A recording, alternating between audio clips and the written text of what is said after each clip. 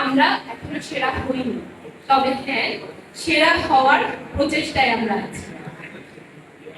SSC পরীক্ষা এটা কি আসলে আমাদের বিদ্যালয় থেকে উত্তীর্ণ হয়ে আমরা আমাদের কলেজ লাইফে প্রবেশ করলাম, একটা ট্রানজিশন পিরিয়ড।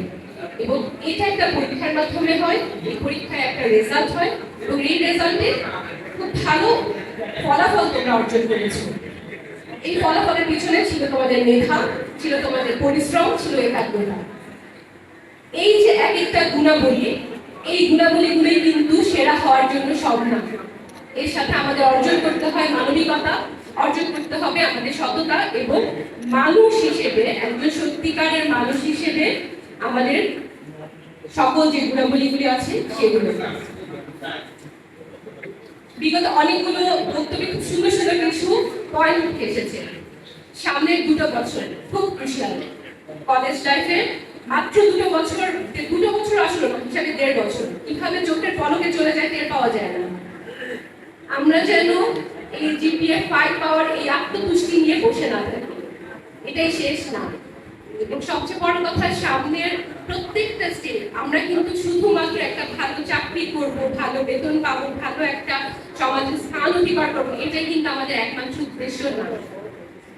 আমরা কতটা ভালো মানুষ হয়ে বড় হতে পেরেছি, আমরা কি কেউ এভাবে একদিন চিন্তা করতে পেরেছি কিনা প্রতিদিন রাতে ঘুমাতে যাওয়ার আগে আমি চিন্তা করবো যে আসলে আমি সারাদিনে আজকে কয়টা ভালো কাজ করলাম, কিংবা পরের দিনের জন্য আমি ঠিক করে রাখলাম যে আগামী দিন আমাকে অন্তত একটা ভালো কাজ করতে হবে।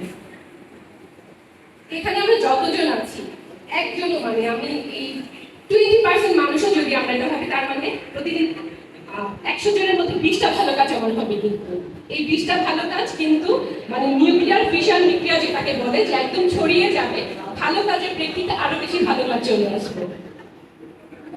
আমরা যেন, আবারও বলছি, আত্মতুষ্টিতে না ভুগি। জিপিএ 5 এটা শুধুমাত্র একটা টুল, আমাদের পরবর্তীতে বিভিন্ন পর্যায়ে যে পরীক্ষাগুলো হবে সেগুলোর জন্য এটা একটা হেল্পফুল হিসেবে কাজ করবে। অবশ্যই এটা আমাদের জন্য সাহায্যকারী, একটা ভালো রেজাল্ট, একটা ভালো চাকরির জন্য সহায়ক, কিন্তু এটাই সবটা না।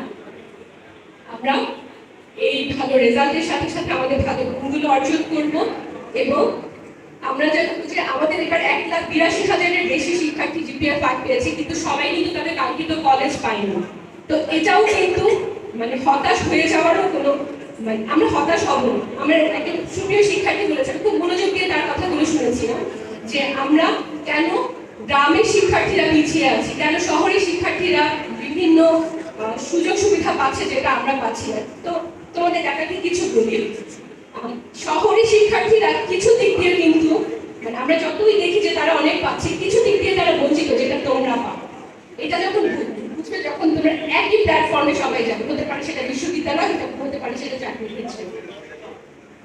আমাদের গ্রামের শিক্ষার্থীরা যতটা বেশি অভিযোজন ক্ষমতার অধিকারী, যে কোনো পরিস্থিতিতে নিজেকে যেভাবে তারা মানিয়ে নিতে পারে, আমি খুব মানে নিশ্চিতভাবে বলতে পারি শহরের শিক্ষার্থীরা এতটা মানে সক্ষম হয় না অনেক সময়।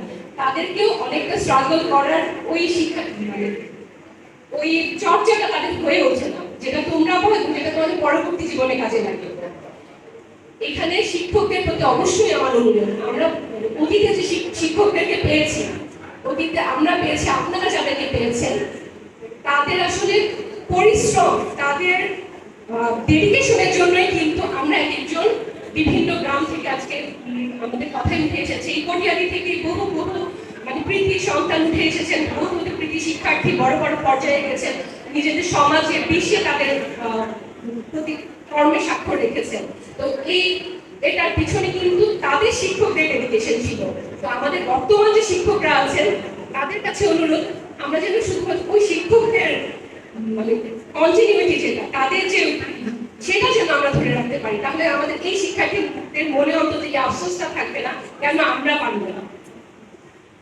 সকলের জন্য শুভকামনা থাকছে। সকলকে আমরা প্রশাসনিক পর্যায় থেকে আমাদের স্যার এবং আমাদের এমপি স্যারের এত সুন্দর একটা আয়োজন, আমরা সবসময় এই ধরনের আয়োজন যেন হয়, এটা মূলত তোমাদের অনুপ্রেরণা দেওয়ার জন্য। এটা কিন্তু কোনো আমরা এই অনুপ্রেরণাটা নিয়ে আমাদের পরবর্তী যে কাজগুলো আছে সেটা যেন ঠিকভাবে করতে পারি, সেই জন্য আমাদের একটা প্রচেষ্টা। আমাদের সকলের জন্য শুভকামনা থাকলো, সকলের সামনের দিনগুলো আরো সাফল্যমণ্ডিত হোক, সফলভাবে তোমরা দেশ ও মানুষের সেবা করে যেতে পারো, সেই জন্য তোমাদের জন্য শুভকামনা থাকলো। সকলকে ধন্যবাদ। আসসালামু আলাইকুম। জয় বাংলা।